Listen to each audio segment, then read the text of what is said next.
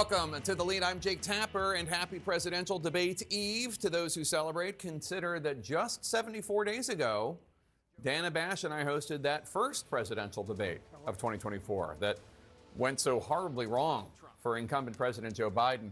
So wrong it caused Democrats to do what is unprecedented in the modern age. They made the call to the proverbial bullpen.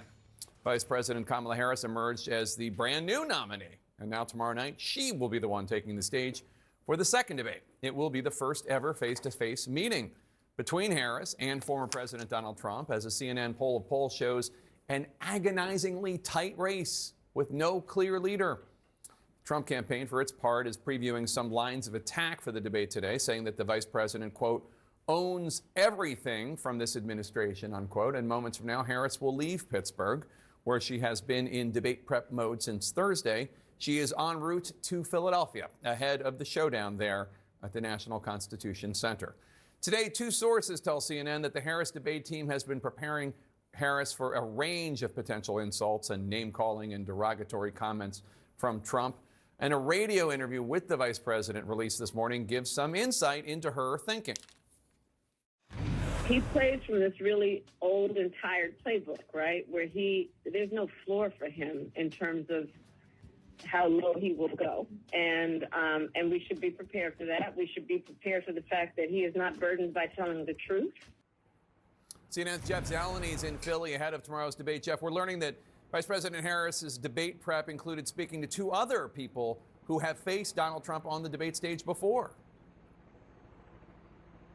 Jake, as we know, Donald Trump is heading into his seventh debate tomorrow. That's more than any other nominee. Of course, the two candidates he's debated in a general election are Hillary Clinton back in 2016 and Joe Biden in 2020, and of course in June, as you said. And Vice President Harris has spent some time talking with both of those fellow Democrats, I'm told, talking about what it's like to be on stage with Donald Trump. The reality is she has never had a face-to-face encounter with him. One of the reasons for that, he did not attend the inauguration back in 2020 when she was being sworn in as vice president. But I am told, even though she's been speaking with Clinton and Biden, she is approaching this in her own way. This is not a redo of 2016. I'm told that advisors are preparing her in a very different way. One specific example is not going after Donald Trump specifically on any misogynistic comments or racist comments. We've seen throughout the course of her very brief campaign as the presidential nominee that she's been saying, that is a tired old playbook. She wants to move on. That is part of the effort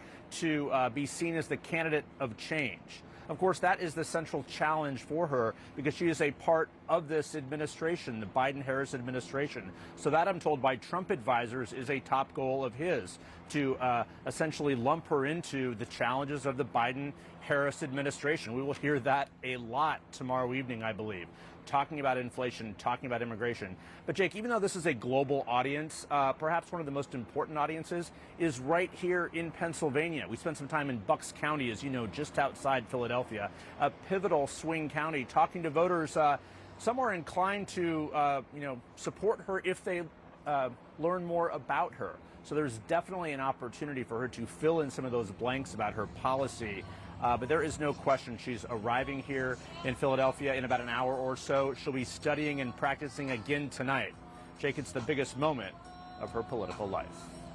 All right, Jeff Zeleny in Philly. Thanks so much. Let's bring in the panel. Amisha, let me say, it's not overblown to say this is the biggest moment of her political life.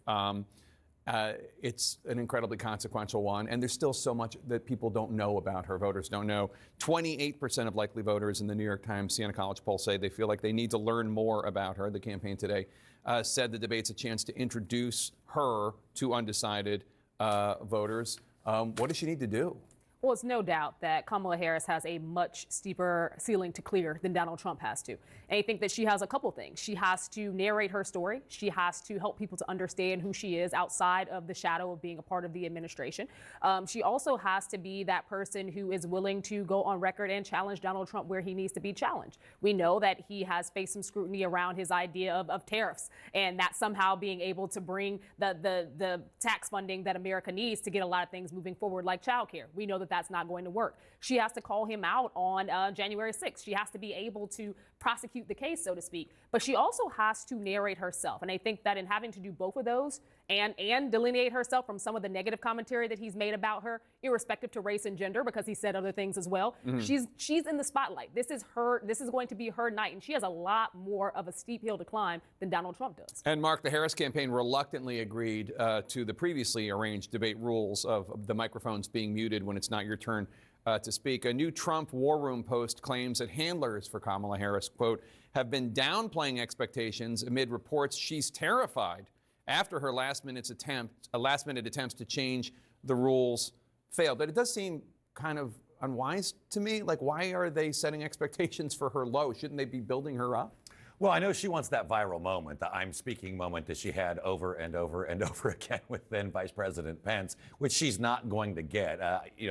She's a very competent debater, and she is. There it is. And she is very, as a prosecutor, obviously as a member of the Senate on the committees. I mean, she gave it to some of the nominees. So you've got to be ready. The problem is that she doesn't have the policy chops to defend and pivot away from her record with Joe Biden and explain to people why, even though she broke it, she's the one that should fix it. Okay, so Alex, the Harris campaign is going to run a new ad only tomorrow, only on Fox. It features clips of former Trump officials, including Vice President Pence, warning of the dangers of a second Trump presidency. A couple of the clips in this ad, by the way, were taken from The Lead. Here's a look. Anyone who puts themselves over the Constitution should never be president of the United States. It should come as no surprise that I will not be endorsing Donald Trump this year. His defense secretary. Do you think Trump can be trusted with the nation's secrets ever again? No. I mean, it's just irresponsible action that places our service members at risk, places our nation's security at risk. His national security advisor. Donald Trump will cause a lot of damage. The only thing he cares about is Donald Trump. And the nation's highest ranking military officer. We don't take an oath to a king or a queen or to a tyrant or a dictator. And we don't take an oath to a wannabe dictator. Do you think Fox viewers will be swayed by that?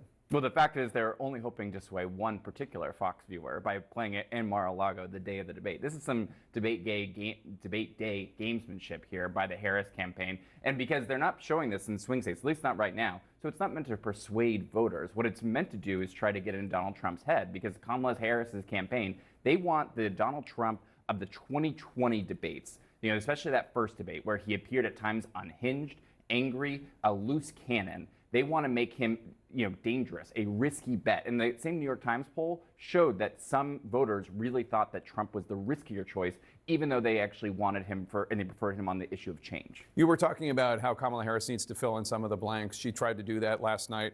Her website put up some policies for the first time. The border immigration section says in part, quote, she knows that our immigration system is broken and needs comprehensive reform that includes strong border security and an earned pathway to citizenship. Our friend Alex here posted on Twitter that this section was vague beyond the bipartisan border bill she's committed to back.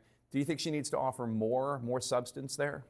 No, I think that she offered what could be offered at this point. We know that the bipartisan bill ended up dying at the behest of Donald Trump, giving a call to members of the House Republican caucus. But I think that what we've seen from this administration, that Kamala Harris still happens to be a part of, is one that was willing to work with Republicans to establish not only stronger security restrictions at the border, but also to acknowledge that there has to be a humanitarian approach to this, irrespective of what we saw from the governor of Texas and several others. But with that being said, we recognize that, the polling nationally as to what's happening at our southern border, as well as to the cities where many of these individuals were sent to. We're talking Chicago, New York, so on and so forth.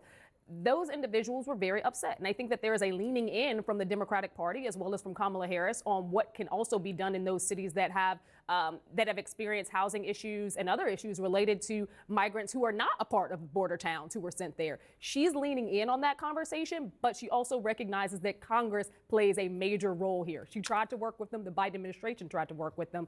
Republicans need to step up as well. What advice would you give Donald Trump? Because,